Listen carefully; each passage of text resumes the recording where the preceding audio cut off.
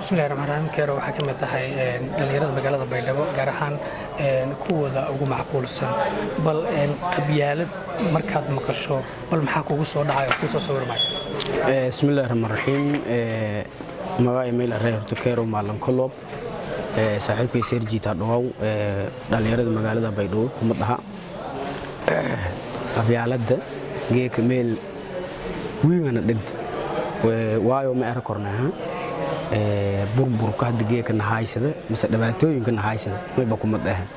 tusaale dhalinyarta la tahriibahay ma kuma dhaha nidaamad badan la suubiyahay tusaale hada adii boosashinida haysata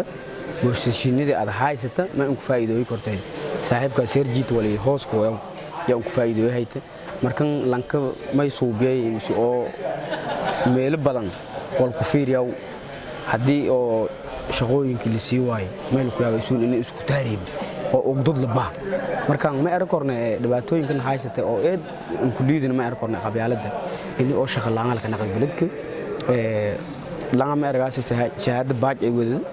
lan dugsi sar yaa la ku siiyay shaqadiis marka waxyaalaha dhibaatooyinka in liidata oo geek una haysto marka ma ara kornaa oo ku baa kor in horta wada tashi la suubiyo ترينيال بدن لقبضه نظامات بدن لصوبيو ليس آمنه يلا كوبها كورة أركض ما توين جيكا لونه هايس قبلت ما أنت حد ماشي إنك مثل هذا حي دتك اللابتوب في سهل ولا وعرب تركره هاي لو كوكو عرب تركه دتك horta juhdi badan in la geliyo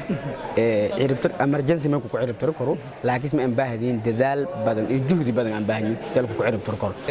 soo dhawow wada mahadsantahay sida codsigeena nooga arbashay waxaad noo sharaxdaa oo sharaxaad kooban aad noogu bixisaa magaca qabyaalad markaad maqasho waxa ugu horeeyay oo kugu soo dhacay maxay tahay bismillaahir rahmaanir rahiim marka horta ma waliba leeray Isaaq Maxamed Ibrahim Isaaq wadani waliba kamid ah dhalinyarada ku nool magaalada Tanbaydhabo Janay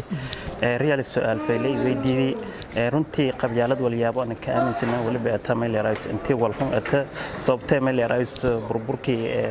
nus qarni waliba aragnay dhibaatooyin ama burburtaasoo sababtay qabyaalad oo qabyaalada sababtii waliba argaanay ma leeray dhalinyaro badan oo la iska diraw beelbeel in is dagaalo in is dhibaateeyo ada waaya aragna baranaha ka arnay qabyaalada saameyntii bulshada dadka kale dhibaatooyin lata hooyooyinka naftarsho saameeytay iyaalka yar saameeytay hatta waliba argaasay ma leeray iyaal yar oo qabiilka isku ku beeraw iyaal yar oo dagaalka beeraw oo ku faa'iideysan qabyaalad markii dhibaato iyo burburin eedan lata walaan ka aaminsan waliba tanti dhibaato tankuin hadda markaad fiiriso qabyaalad sidee bulshada laabtooda loogu saari karaa wax ugu fudud adiga asleeda maxay tahay wallahi iidan ma hasanta meel raayso waliyaabo lagu saari karo waliba taa horta dhalinyarada iyo dadka horta waa la dhibaatada saameeyo dhalinyaro waay inta badan dhalinyaradana waliba waa bulshada ka taa boqolkiiba 75 dhalinyarada waay marka wala la ka saari karo waliba dhalinyarada intii ay ku fikiraan dhibaatada yeelata dhalinyarada dhatiyo iska saari karto waliyaabo la iska saari karno waliba taa hadii oo sameeysan ururo bulsho tusaale ahaan group hadii ururo sameeysan fikirkii oo qabiilka tameela ka baxay dad oo meel raayis ma aragaas oo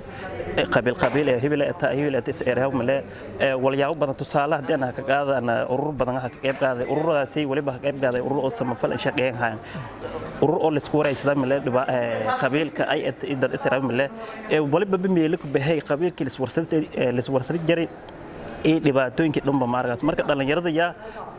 sameeyay korta fikirkii oo meel leeyahay qabyaalada la iska saar kor marka odayaashina aan fursadan ka faa'iideysada horta wala qabiilka dad tusahay odayaasha meel leeyahay dhalinyarada iska daraasa aad waliba tahay heer hibilata qabiilkaasi adoo laandheerata meel leeyahay sida aw hilow sida kinka boota iyo walaagas odayaasha tusayaan marka odayaasha aan fursadan ka faa'iideysada waliba meel leeyahay ku qosad la inta dhalinyarada iyo kalsooni dhatay oo ka abuuran dhalinyarada horstoodso horumarsho ka dadaalan nin tusina waliyaabo ma leeyahay dhibaatada ninshana oo kamid ah qabyaalada magaca qabyaalad markaad maqasho waxa ugu horeeya oo soo sawirmaayo maxay tahay ila ma santa magaca Isaaq Maxamedow gudoomiyaha dhalinyarada degmada Baydhabo runtii barnaamijkan waxa dhawaaya arrimo qabyaalad waxyaabaha oo qabyaalad wal fayl hayno maadaama diintan sheegtay in la iska barad oo macnaheedu la iska fahma oo maxay to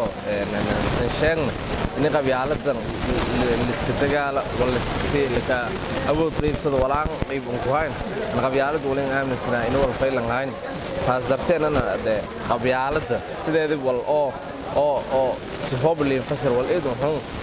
wala aragaasaha dad qabiilhaan wal inasiya dad qabiilhaan isdagaale dad qabiilhaan meel raayis la tahlukeeyo dad meel raayis qabiilhaan meel raayis la faquuqe walaagayto dhoon way aamisnaa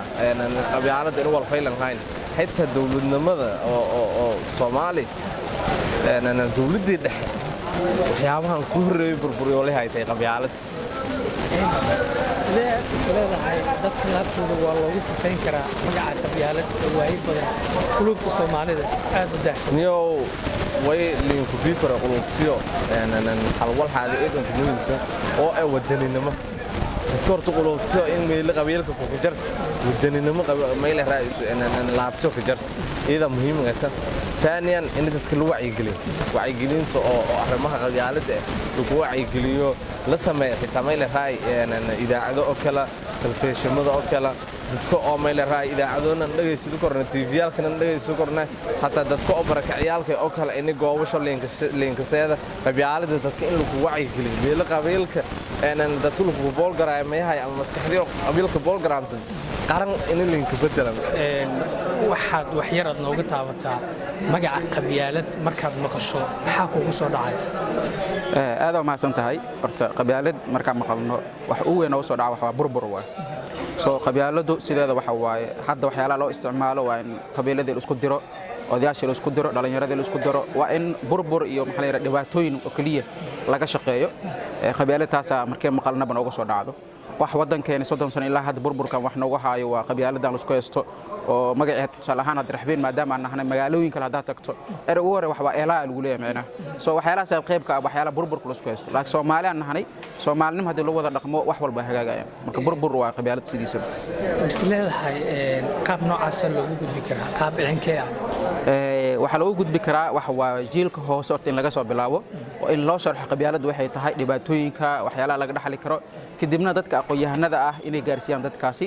in lagu dhaqmo si Soomaalinimo ah qofkan walaalkaaga ah Ilaahay wuxuu leeyahay ma khalaqtu jin wal insa illa ya'budun macnaha hadii aayadaas quraanka Ilaahay saas uu leeyahay waxa waa qofkaanay haduu qabiil kale ka dhashay ada qabiil kale tahay qofka bini'aadanimadiisii kartidiisii maxaa la yiraahdaa hawlkarnimadiisii kaliya ula shaqaysido ula saaxiibtido oo wax baratid waa la qabiil hada u raadino qabyaalad qofka hada ku dilno am ku dhibaateeno marka waxa waa waxyaalo dhibaato badan ka dhaxlayno waa